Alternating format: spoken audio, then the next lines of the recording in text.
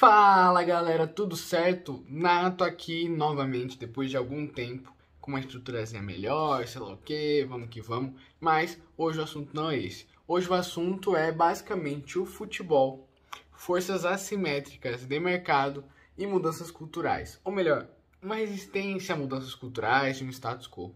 Quer saber como esses assuntos vão se conectar? Então fique aí e bora que vamos. Para quem leu o título e não entendeu nada, ou quem viu essa introdução e também não entendeu nada, nesse domingo agora, ontem, 12 clubes dos maiores da Europa se juntaram para fazer uma liga, a Superliga Europeia. E ela não está nem debaixo nem da FIFA nem da UEFA, que são as duas maiores confederações ou federações de clubes da Europa e do mundo. E esse campeonato no geral vai contar com 12 fundadores, basicamente, que é uma liga independente dos clubes, onde já tem Barcelona, Real Madrid, Juventus, Manchester United, enfim, vários outros clubes que, para quem não vê Globo Esporte, não tá interessado no futebol, não cabe aqui eu falar. Mas, pô, isso o que tem a ver, velho? Todos esses assuntos que você falou, onde você quer chegar, você vai comentar a rodada? Não. Basicamente, isso é um grande exemplo do que pode acontecer daqui pra frente no mercado, onde forças assimétricas se movimentam um pouco e geram um desequilíbrio no mercado. Pô, Nato, beleza, eles criaram a liga, o que vai ser daqui pra frente, como que vai acontecer?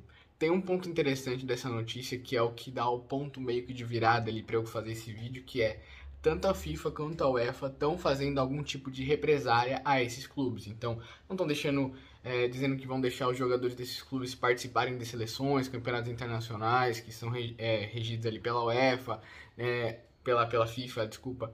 E também esses clubes não vão poder participar das competições da UEFA, como a Champions League, por exemplo, que é o maior campeonato de clubes do mundo. Todo mundo comentando se isso é positivo ou negativo para os clubes, para as federações, o que vai acontecer a partir de agora e tudo mais, mas o que ninguém falou é que isso é um grande exemplo de forças assimétricas no mercado. Para analisar um pouco o que pode estar acontecendo, eu vou usar esta matriz aqui. Tudo bem que não está dando para entender nada, nem ver nada, vou tentar deixar ela espelhada aqui no vídeo depois. Mas é basicamente a matriz das 5 forças de...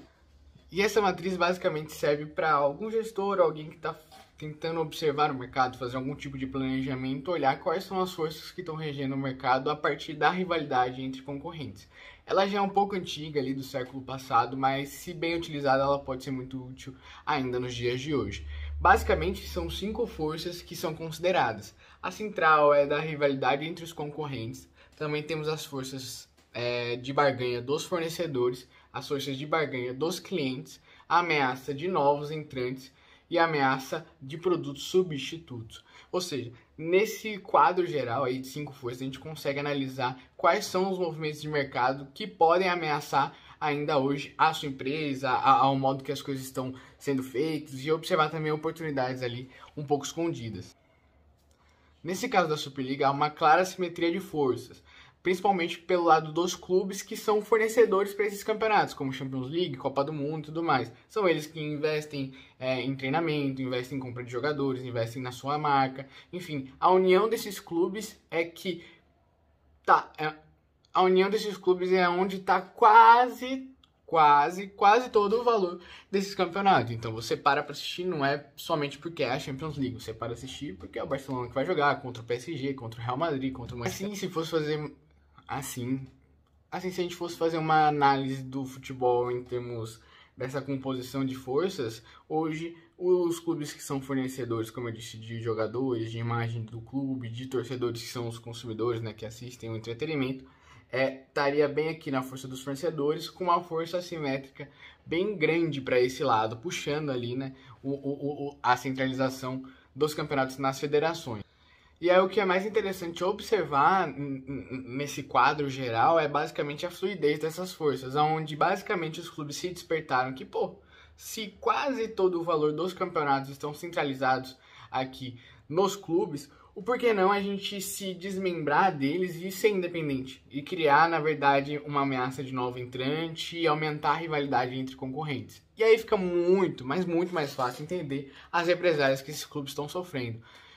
As federações estão dizendo que é porque não cabe hoje no mundo, no cenário onde está que os clubes mais fortes vão ficar mais fortes, várias justificativas para tentar convencer o público de que isso é uma maneira negativa de se agir e tentar puxar o lado para eles, né, para a UEFA, para a FIFA, para ter um apoio mais popular para a represália da saída desses clubes, para tentar forçar esse novo concorrente a não se instalar no mercado, né? Não criar um novo campeonato que vai rivalizar ali a atenção, consumidores, patrocinadores e tudo mais. Então, como eu disse, a gente passa de ter uma relação de fornecedor e comprador ali para basicamente uma relação entre concorrentes. E aí o combate passa a ser praticamente inevitável.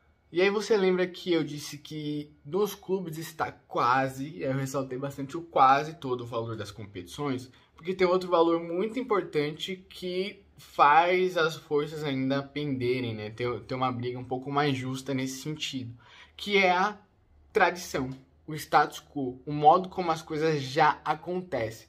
Então, basicamente, as federações, elas representam esse status quo, porque você já está, desde quando você nasceu, acostumado a assistir Champions League todos os anos, ver Copa do Mundo de 4 em 4 anos, e qualquer mudança nesse sentido, então qualquer mudança que vai afetar essa previsibilidade que você tem, como consumidor mesmo, como público, pode afetar um pouco o seu julgamento e tender para um dos lados. A última coisa que eu esqueci de falar é que essa mudança de paradigmas também de status quo pode afetar muito a imprensa, e eles vão começar a divulgar notícias negativas, o que pode mudar e tudo mais, porque eles são talvez os que ganham bastante também com isso, com a divulgação. Essa nova Superliga, eles não sabem quem que vai transmitir, por exemplo, se vai ser algo independente também. Então, fiquem ligados nas notícias que elas podem estar um pouquinho tendenciosas. Eu particularmente acho bem positivo esse sentido de mudança, né? Esse sentido de quebra dos sistemas que já estão aí estabelecidos, porque de alguma maneira vai melhorar alguma coisa. Ou os clubes em barganha ali conseguem rentabilizar mais em cima das federações, ou exigem melhores campeonatos, melhores condições, se bem que já é na Europa já, os caras já são o top, né? Não sei o que eles estão querendo mais. Mas de alguma maneira muda alguma coisa no mercado que faz mais sentido para quem pode estar consumindo, então uma presença em canais que, por exemplo, você não precisa pagar para assistir uma Champions League, um pouco mais desmembrado os meios de comunicação, enfim, isso pode tornar algo positivo, porque hoje quem detém também os direitos de transmissão, patrocínio e tudo mais é a federação, e ela recebe dinheiro primeiro antes dos clubes, e isso pode acabar se invertendo com essa nova Superliga. E sobre o receio da imprevisibilidade, ele é mais do que natural, principalmente nesse cenário que a gente está vivendo, onde tudo já está mais imprevisível, né? A pandemia, o pós-Covid, ele veio para acelerar algumas tendências que a gente não estava acostumado de, pô, eu não sei o que vai acontecer semana que vem, não consigo me planejar, não consigo observar. E aí quando o entretenimento, que já é algo meio que óbvio, dá uma balançada nesse sentido das coisas que você já tem costume, somente futebol, onde tem muita paixão, muita emoção envolvida, os nervos podem ficar um pouco mais à flor da pele. E a recusa, esse combate, ele fica mais interessante também para as próprias federações, porque é um modo de defesa atacando, onde pode gerar muitos fãs das federações falar, isso, tá certo, tudo mais, e criar uma rixa. E a hora que se cria uma rixa, sempre vai ter dois lados, e aí basicamente também esses dois lados impedem que um outro terceiro surja, o que pode ser ainda mais positivo pro cenário.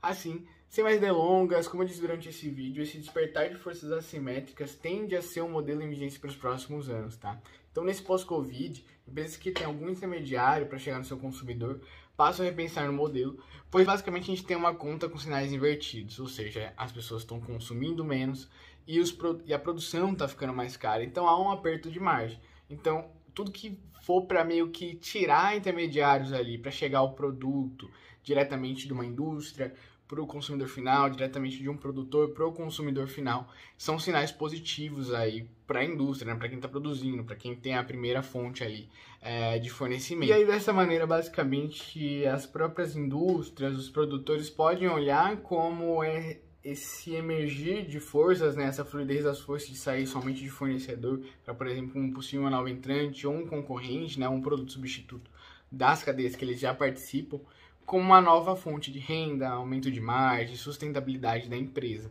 E a gente já tem vários exemplos de indústrias que estão vendendo diretamente para o consumidor final. Então, pega lá nos Estados Unidos, a Gillette, ela tem um programa de assinatura direto lá da fábrica, que ela distribui o produto dela ali facilmente no país todo. E aí ela tem milhões de assinantes, ela rentabiliza mais cada cliente, enfim. Isso passa a ser uma estratégia interessante, muito pela queda das barreiras de produção, distribuição e consumo. E aí, de forma geral, o que se fica de aprendizado é que não se acostumem com o que está funcionando, o que está dando certo, com o status quo, com o que já vem regindo o mercado, e comece a observar, utilize matrizes como a 5 forças de Potter, a SWOT, coisas que você consiga olhar recorrentemente como está o mercado, para, além de observar oportunidades, se prevenir um pouco dessas forças assimétricas. Então, para que você, eu sei que tem uma força assimétrica aqui nesse meu mercado, não tem como me desvencilhar dela, né, entrar em combate com ela, mas eu vou tentar compensá-la em outro modelo, criar um produto concorrente, também ou verticalizar, por exemplo, minha produção, se eu sou um varejo,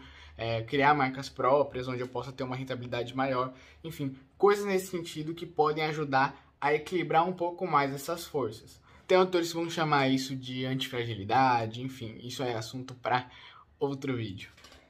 Enfim, galera, espero que tenham gostado um pouco dessa análise mais de mercado, um pouco mais aprofundada desse caso da Superliga, e espero que tenha ficado claro um pouco também o meu ponto de vista.